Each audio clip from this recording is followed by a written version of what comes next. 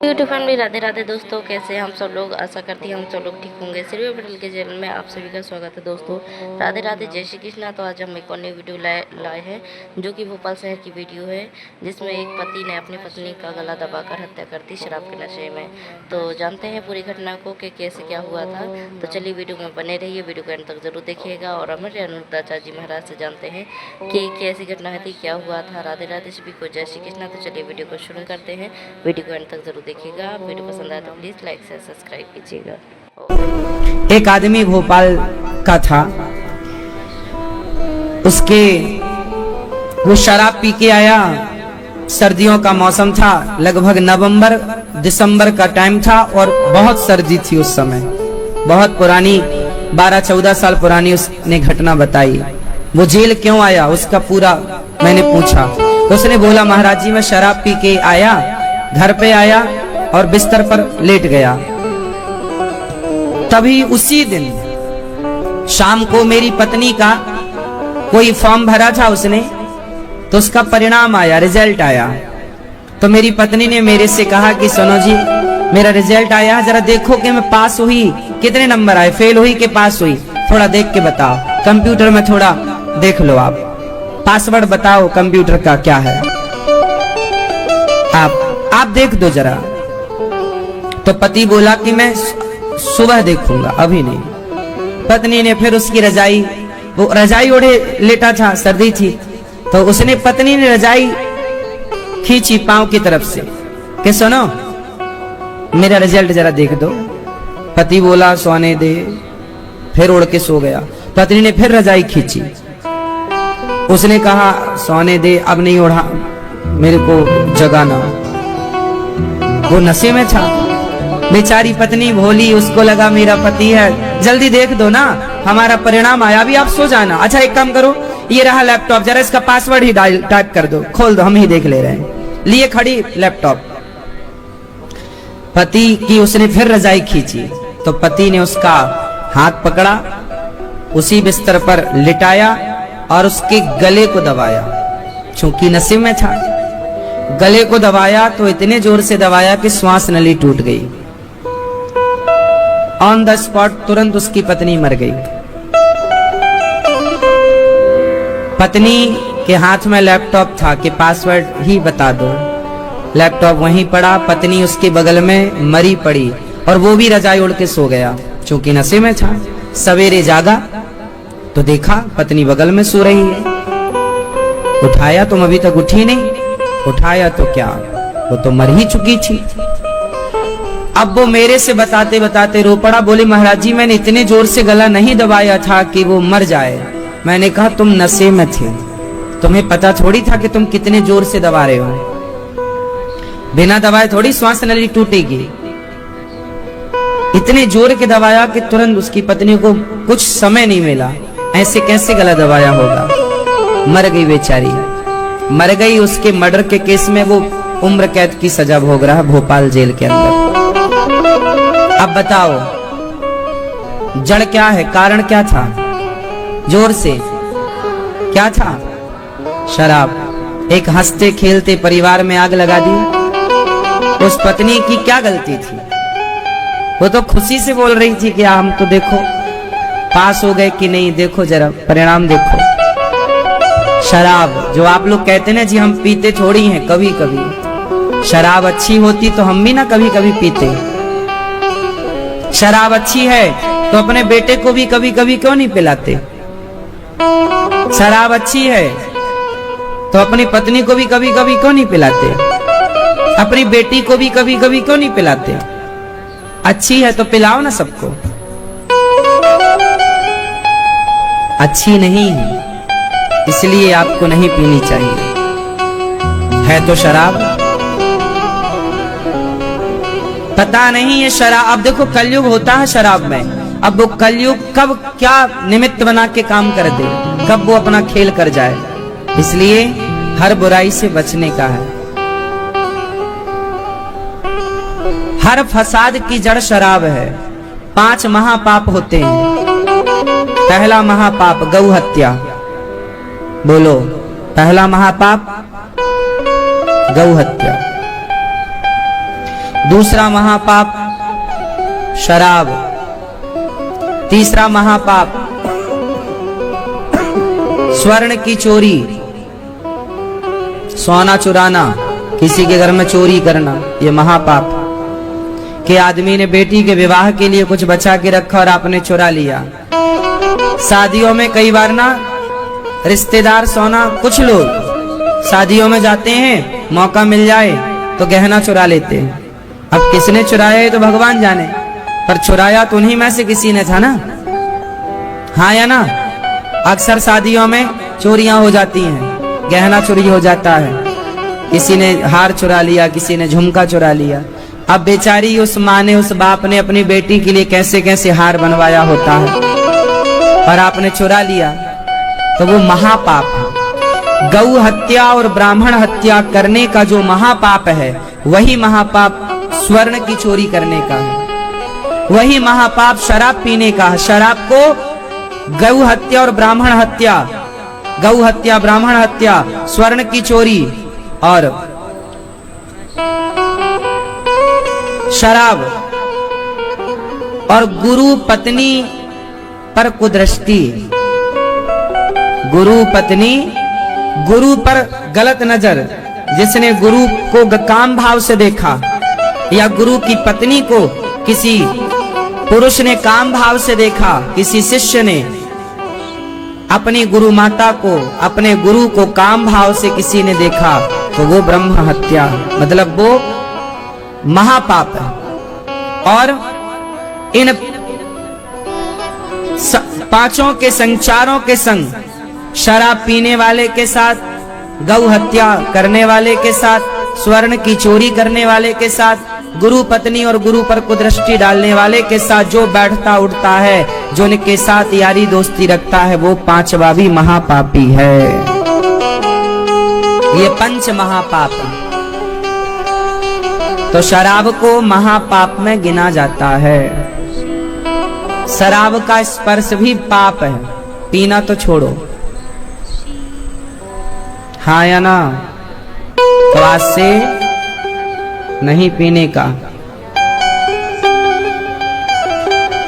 द्यूतम पानम स्त्रियः, पराई औरत, पराया पुरुष कलयुग के स्थान है। रावण जैसों का नाश हो गया, बच के रहना रे बाबा, पराई नारी, पराई पुरुष। मांस नहीं, मांस आप लोग खाते नहीं है, वैसे नहीं ही खाना चाहिए, मांस नहीं खाना। अपने स्वाद के लिए किसी की हत्या नहीं करनी चाहिए। राजा परीक्षित ने कहा, गुरुदेव मुझे 7 दिन में मरना है, बताओ मैं क्या करूं। सुखदेव भगवान ने कहा, वरीयाने सते प्रश्नः क्रतो लोकहितं नृप, आत्मवित् सम्मतः पुंसां श्रोतव्यादिषु यः परः। निद्रया नक्तं व्यवायेन च वावयः, दिवाचार्थे हया राजन् कुटुम्ब भरणेन वा। ज्यादा से ज्यादा भगवत चिंतन कीजिए, अच्छे काम कीजिए, बुरे काम से बचिए, नींद को त्यागिए। किसको त्यागना चाहिए? बेवजह का सोना भी बुरा है। सोना मीन्स स्लीप, नींद। बेवजह का सोना, सोइए 7 घंटे 8 घंटे की नींद बहुत। अब 8 घंटे की नींद आपने रात को अलग ले ली और दिन में अलग सो रहे हैं, ये गलत है। जो व्यक्ति सोएगा वो अपने लक्ष्य तक कैसे पहुंचेगा? इसलिए जागो, उठ जाग मुसाफिर भोर भई, अब रैन कहां तू सोवत है, जो सोवत है वो खोवत है, जो जागत है वो पावत है। इसलिए जागना है, सोना नहीं। रात है सोने के लिए, दिन है जागने के लिए। साधु लोग तो रात को भी जागकर भगवत चिंतन करते हैं। जब सारी दुनिया सोती है तो संत जागकर ईश्वर का ध्यान करते हैं। आज का समाज सो रहा है। आप लोग सो रहे हैं कि जाग रहे हैं? बोलो, जागा हुआ किससे कहेंगे? मैया बताओ, आप सो रही हो कि जाग रही हो? सो रही हो तो कब जागोगी?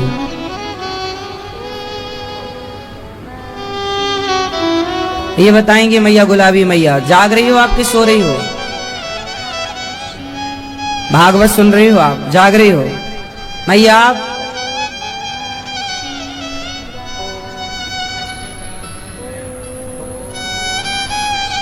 आप जाग रहे हैं कि सो रहे हैं? ये दादाजी, आप जाग रहे हैं सो रहे हैं? जाग रहे हैं। जागा हुआ पुरुष, जागी हुई स्त्री आप किसे मानेंगे? कौन जाग रहा है, कौन सो रहा है? जानिए तबहि जीव जब जागा। जीव को तब जागा हुआ मानना चाहिए कि जब सारे विषयों से मन हटकर, जिसका मन विषयों से मन हटकर प्रभु में मन लग गया, उसे ही जागा हुआ मानिए। जिसका मन अभी भी भोग विलास में लगा है, उसको आप सोया हुआ मानिए। सो रहा है, इसका मन अभी विषयों में लगा है। जिसका मन ईश्वर में लग गया वो जागा हुआ। जिसका मन अभी संसार में लगा है वो कहाँ जागा है?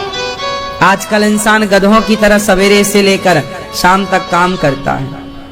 जिस पत्नी जिस परिवार के लिए काम करता है, वो पत्नी वो परिवार भी उसके अनुकूल नहीं है। गधों की तरह फिरता है, क्या परिणाम मिलता है उसको? क्या मिलता है? केवल अशांति, केवल कष्ट।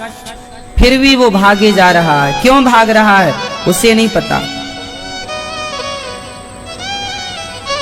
ये सब सो रहे हैं लोग। कौन है जागा हुआ? जो कमाना बुरा नहीं है साहब। अच्छा ये बताओ,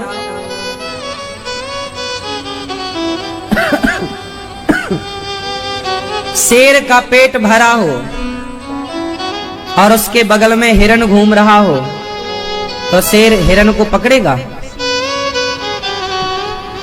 बोलो,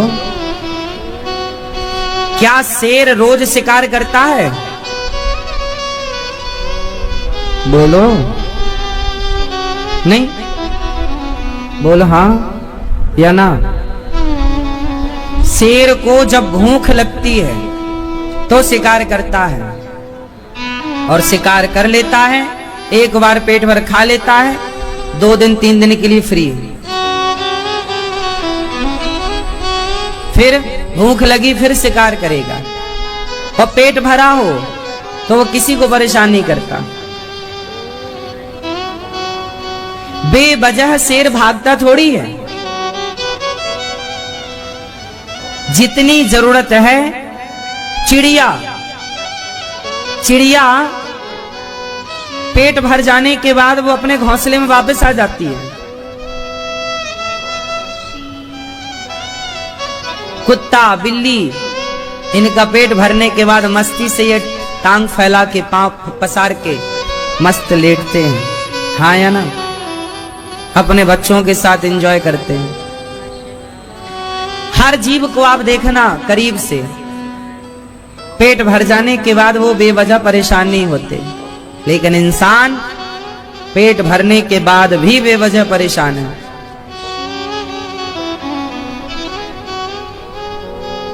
पेट भर जाए 84 लाख योनियों में हर योनि, हर जीव पेट भरने के लिए परेशान है। एक मनुष्य है जो पेट भरने के लिए परेशान नहीं, तिजोरियां भरने के लिए परेशान है। पेट भरने के लिए आपको इतना परेशान होना ही नहीं पड़ेगा। पेट भरने की बात होती तो आप झूठ बोलते ही नहीं, क्योंकि झूठ पेट थोड़ी चाहता है कि आप झूठ बोलें। सच्चाई ईमानदारी से भी पेट भर सकता है। पेट को चाहिए कितनी, 4 रोटी सवेरे 4 रोटी शाम, इतने में पेट खुश। बोलो हाँ। झंझट पेट भरने की नहीं है साहब। हर पशु पक्षी जीव जंतु पेट भरने के लिए दौड़ता है। एक इंसान है जो बेवजह दौड़ता है, और इस दौड़ते हुए इंसान से पूछो क्या पा रहा है, क्या पाएगा, क्या मिलेगा इससे? बोले इज्जत मिलेगी, पैसा होगा, नाम मिलेगा। ऐसे नाम इज्जत वाले कितने माटी में मिल गए साहब। शमशान चले जाना, जलती हुई लाशों को देखना, ये सब इज्जतदार लोग जल रहे हैं चिताओं पर। सम्मान के लिए भागने वाले मुट्ठी भर राख हो गए। एक दिन आप, एक दिन हम सब राख हुए मिलेंगे। पता नहीं किसके लिए इतना परेशान है इंसान। क्यों अपना सुख चैन खोए हुए भाग रहा। कितना भी कमा लो साहब, शांति कमाने से मिलती तो आजकल अंबानी अडानी को शांति मिल जाती, बिल गेट्स को शांति मिल जाती। पर कहां ये शांति को पा रहे हैं? जिसके पास जितना है उतना परेशान है। ये बात सही है या गलत है? फिर भी आप समझने को तैयार नहीं है।